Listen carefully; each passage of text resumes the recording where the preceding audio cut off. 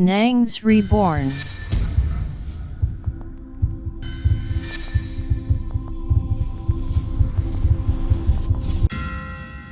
Waouh! Bonjour Reborn, comment allez-vous? Si vous allez bien, c'est extraordinaire. Ce que nous allons entendre dans cette vidéo, c'est un témoignage. Le témoignage d'une femme qui nous dit que elle s'est retrouvée dans une secte alors qu'elle pensait qu'elle était à l'église. Regardez, c'est un truc hors du commun. Vous voyez ça? Est-ce que vous voyez ça? Comme une personne qui cherche une église se retrouve dans une secte ou même l'église du diable. C'est incroyable. Comment ça s'est passé?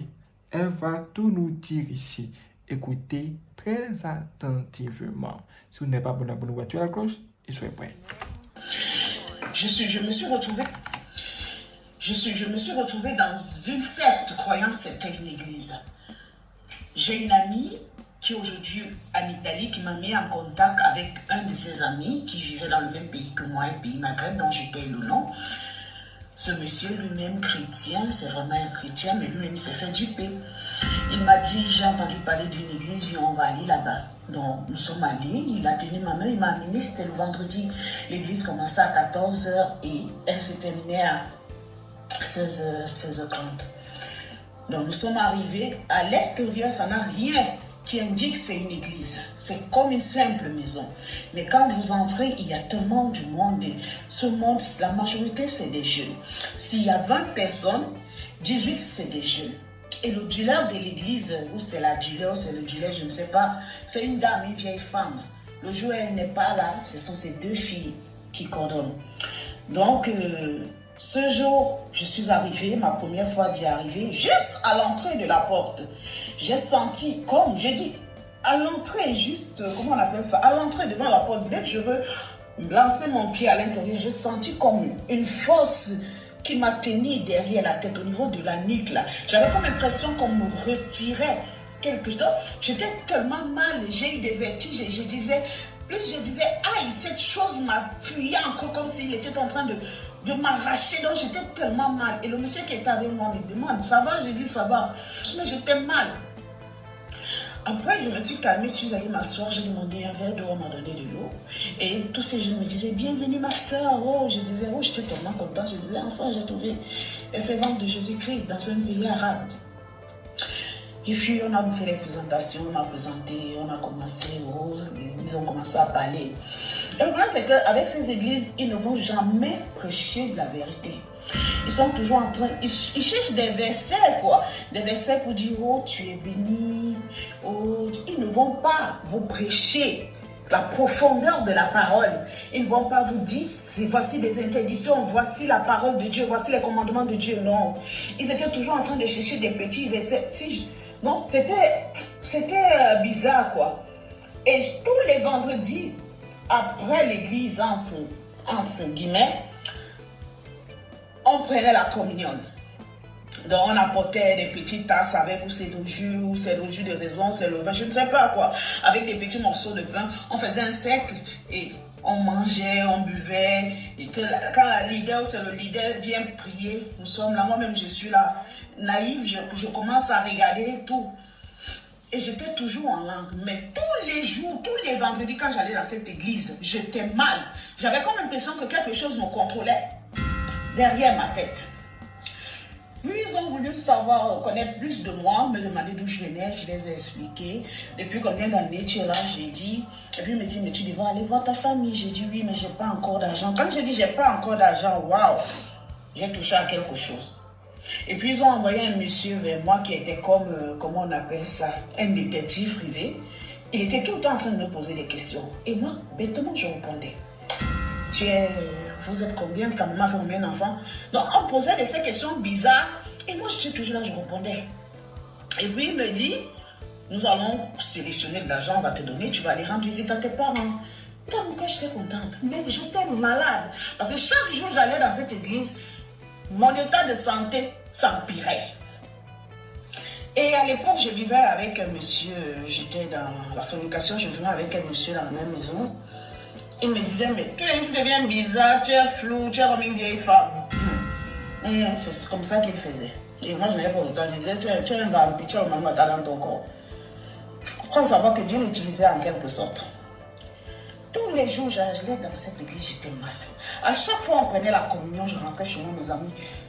Quand je dors, si c'est l'heure de me réveiller, je n'arrive pas. C'était tout un combat pour que je me lève de mon lit. Je suis là, je suis consciente, mais j'ai les yeux fermés. Je comprends comment les gens sont en train de bavarder chez moi, mais je n'arrive pas à me lever. Et dans mon cœur, je disais toujours cette phrase, Seigneur, lève-moi, je te servirai toute ma vie. Et aussitôt je le parle, aussitôt je me lève. Je ne comprenais pas. Je dis, mais je fréquente ton église. Je t'adore. Qu'est-ce qui ne va pas?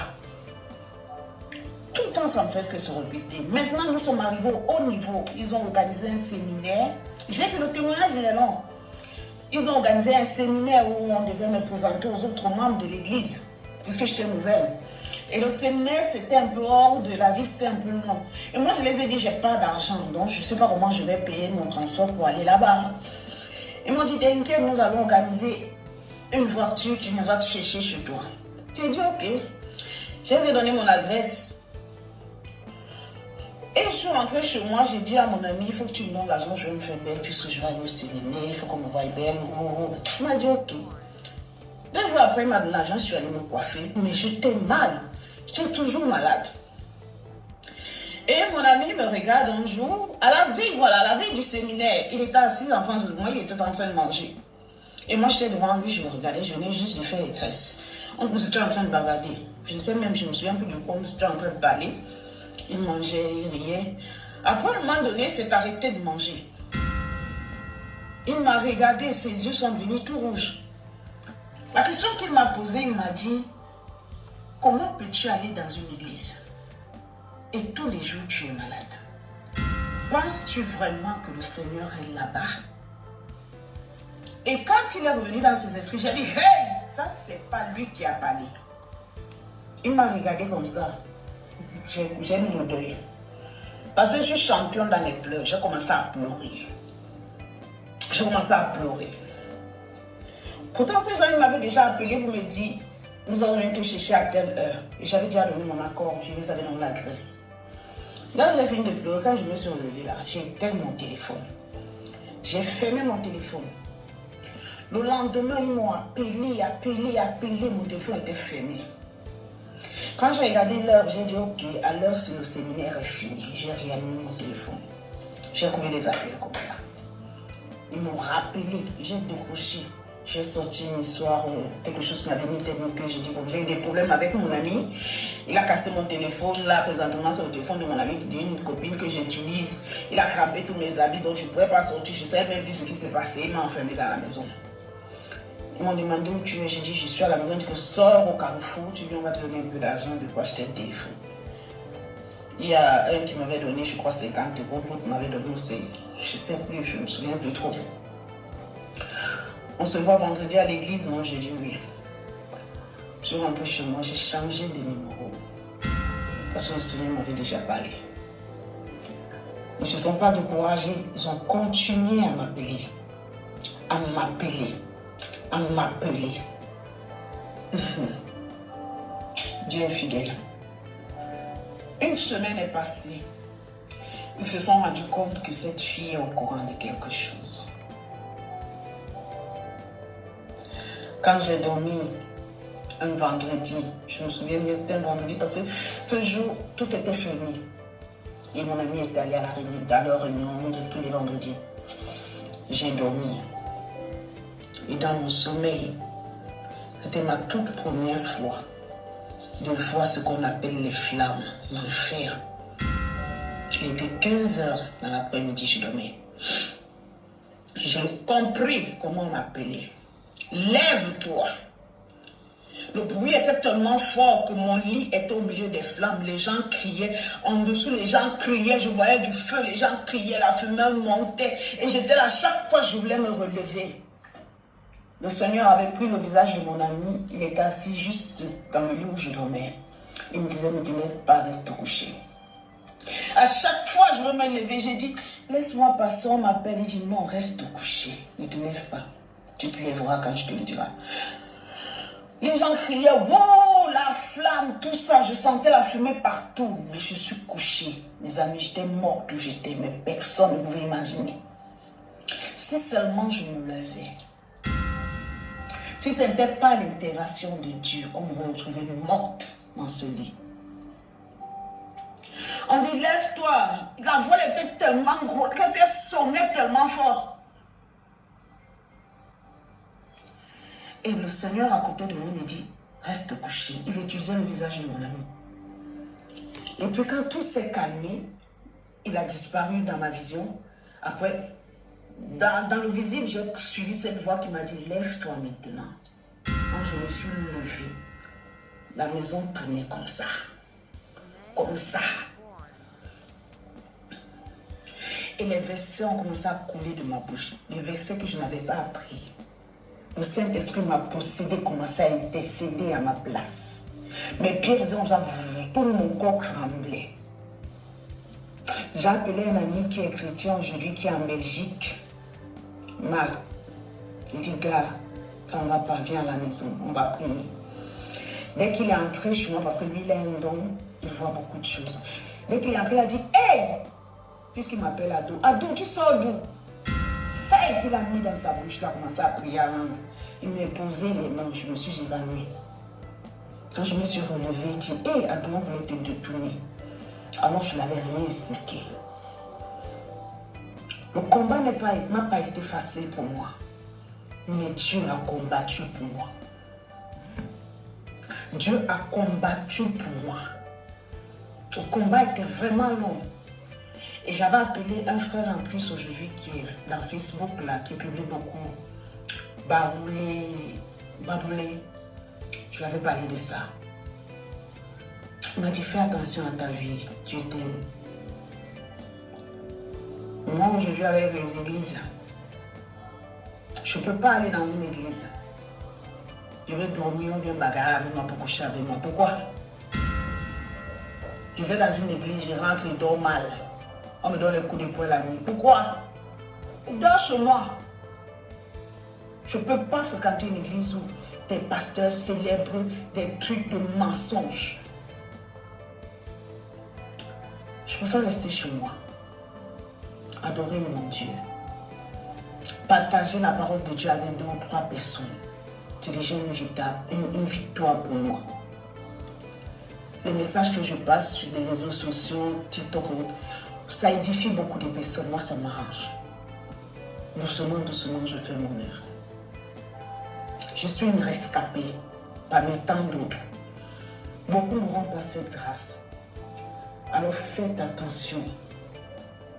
Aujourd'hui, sur 10 églises, 8 c'est des sectes. Faites attention où vous allez. Ayez le discernement. À chaque fois que vous voulez fréquenter une église, demandez au Seigneur. Ne faites rien pour plaire à quelqu'un. Faites tout pour plaire à Dieu. Dieu est amour.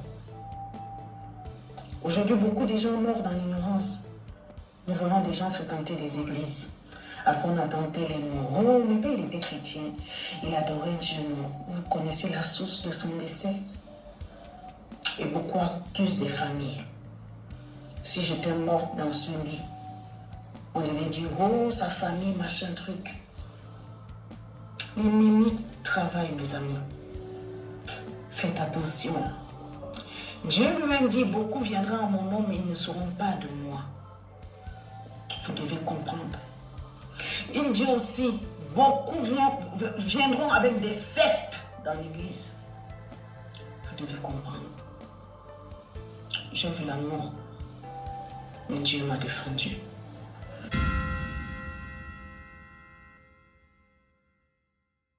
Waouh, c'est extraordinaire. Merci les frères de regarder cette vidéo. Si vous n'êtes pas abonné, abonnez-vous, activez la cloche et n'hésitez pas à laisser vos j'aime. Si vous voulez faire le don aussi pour soutenir notre bonne, il existe 2 moyens de le faire. Vous allez voir, j'ai son de cette vidéo. Merci avec le signe de $, en haut. Là, vous pouvez tout simplement faire des dons directement. Ou bien, si ce n'est pas disponible dans votre région, vous pouvez tout simplement cliquer dans la description de cette vidéo où vous allez voir un lien. Quand vous cliquez sur le lien, vous aurez accès à nos informations bancaires et vous pouvez faire un virement bancaire tout simplement.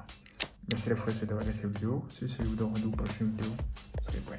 C'est parti.